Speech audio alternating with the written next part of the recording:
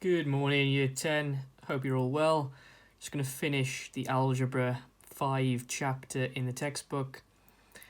We've been doing a lot of stuff to do with quadratics, and now we're going to do some problems that lead to quadratics, or some written problems or real-life problems, etc. that lead to solving a quadratic equation.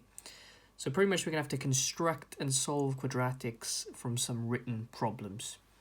So the first one we're going to do today is this one. So the product of two consecutive even numbers is 120.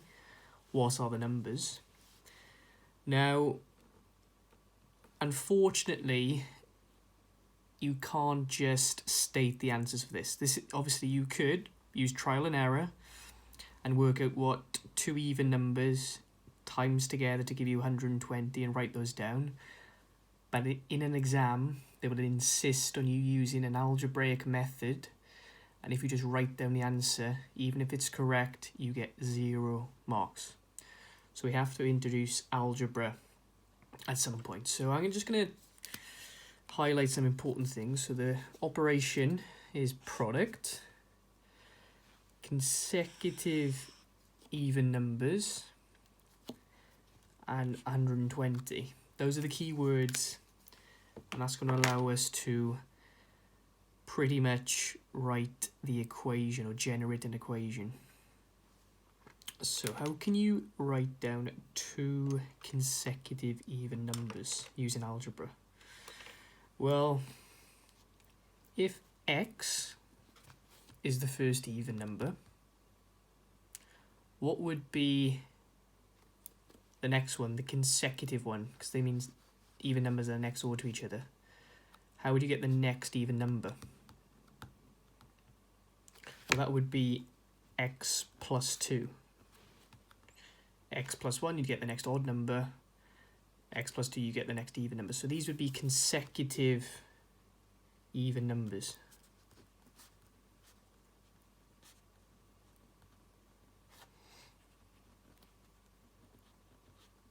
Okay, now we want to take the product. The product is times, so x times x plus 2. And the answer needs to be 120. And that has to be written down. You have to generate an equation, otherwise you're going to get no credit at all. And now we solve this using exactly the same method as last time. I'll remind you the first step is make sure the quadratic is equal to 0. This is not equal to 0. And also this doesn't look like a quadratic yet. It's got x times x plus 2. But that's equal to 120. So we need to make it look like a 3-termed quadratic. So the first thing I'm going to do is expand these brackets.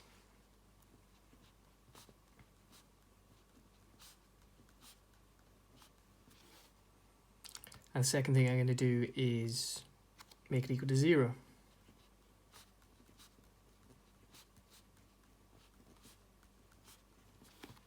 And there we go. Now, remind yourself how to do this. So you are looking for, once you've made it equal to 0, to factorize. And the way you factorize is sum and product. So we are thinking of two numbers with a sum of 2, but a product of negative 120. Okay. What would that be? Let's try some numbers.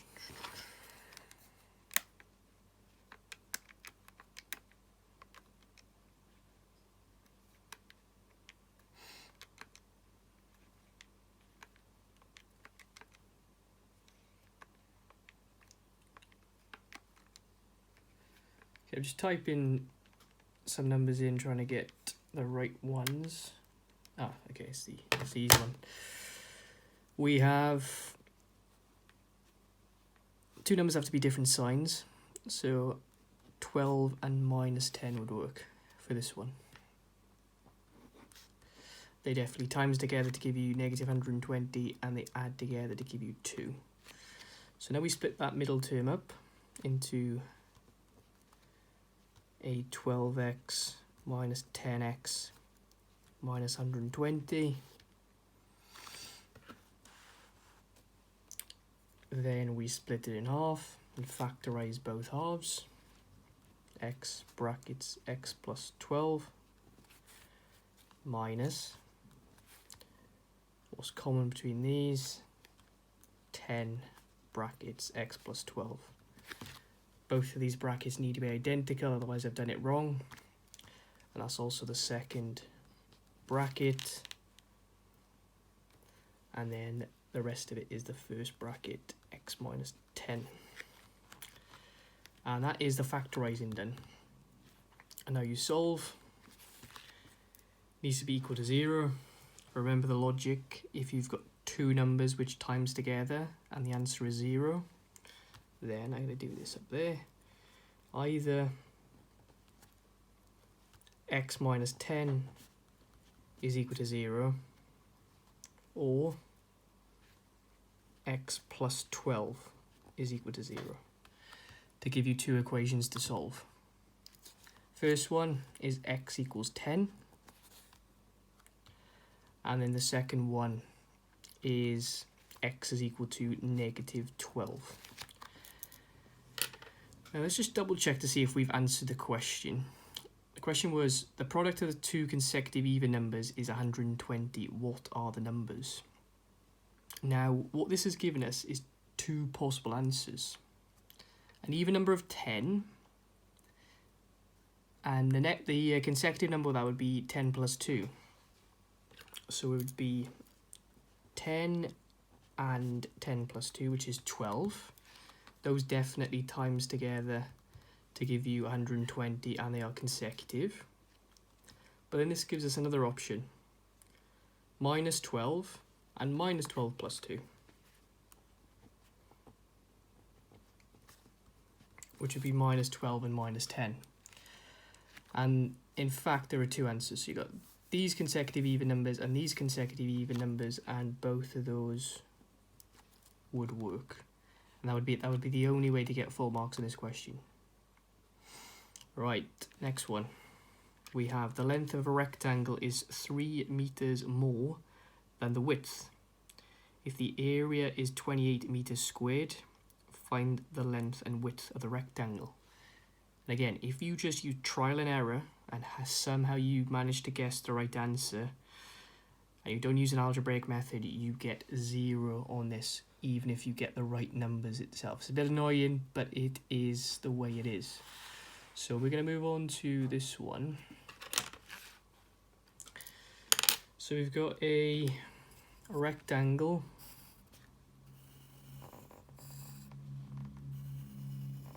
Area is 28 meters squared, and the length is 3 meters more than the width. And we have to use algebra. How can we do this? Well, if I call the width x, if the length is 3 meters more, it'd be x plus 3. Okay, and how do you work out the area of a rectangle? The length times the width is equal to the area. So we'd have x brackets x plus 3 is equal to 28. And only now can we start getting some marks. What do you do next? Trying to make the quadratic equal to 0. So expand. It's going to be a 3-termed quadratic. Make equal to 0.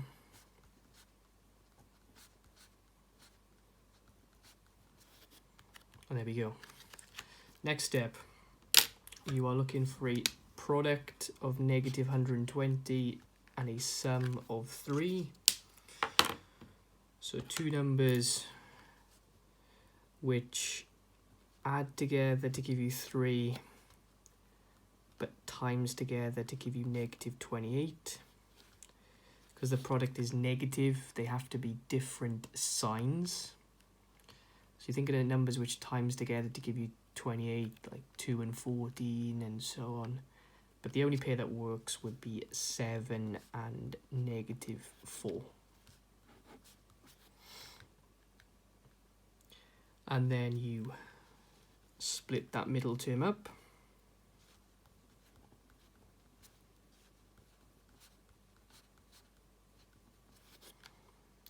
Because you're trying to factorize, split in half, factorize the first half, minus, factorize the second half, 4 is common, and the bracket would have to be an x plus 7. These brackets match up, so I know I've done it right. And I would go second, and then x minus 4 would go first. And that's the quadratic factorized. And then we use the logic of two numbers times together to give you 0. Either x minus 4 is 0, or x plus 7 is equal to 0. This one solves for x is equal to 4. This one solves for x is equal to -7. And then we just double check to see if we've answered the question. So the length of a rectangle is 3 meters more than the width. If the area is 28 meters squared, find the length and width of the rectangle. We've just found the widths. X was just the width. So this one would have a width equal to 4 meters, and the length would be 3 meters more, which would be 7. But then this is saying the length is -7 meters. Oh, sorry, the width is -7 meters. And that doesn't make sense. So in this context of this question, you ignore this answer. So you ignore, because you can't have a negative length. Okay, it doesn't make sense. And that's pretty much it. I'm going to give you 2 exam tips. Okay, first one is remember to show a algebraic method. So always show an algebraic method. Otherwise you're just wasting your time. If you don't show the algebraic method, you're not going to get any marks anyway. So when solving equations,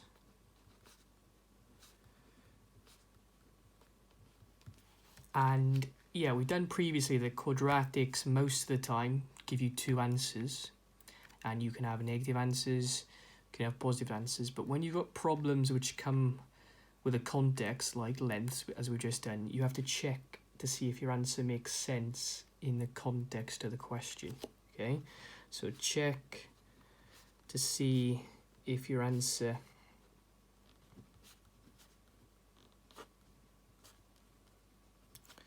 makes sense in the context of the question.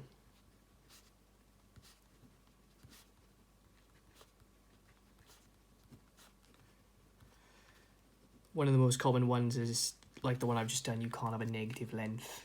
Or maybe if it was someone's age, you can't have a negative age, or whatever it might be. And that's pretty much it. So I want you to try, if I can find it, exercise 11, and exercise 11 only. Don't do the start exercise. It's on page 322. You're going to write down your full workings in your book. You're going to take a picture of those workings, upload them to the class notebook, so I can just make sure you're doing stuff right. And if you've got any questions, post them on the Teams chat, and remember to mark your workings using the answers on the in the textbook as well, please. Thank you very much, and see you soon.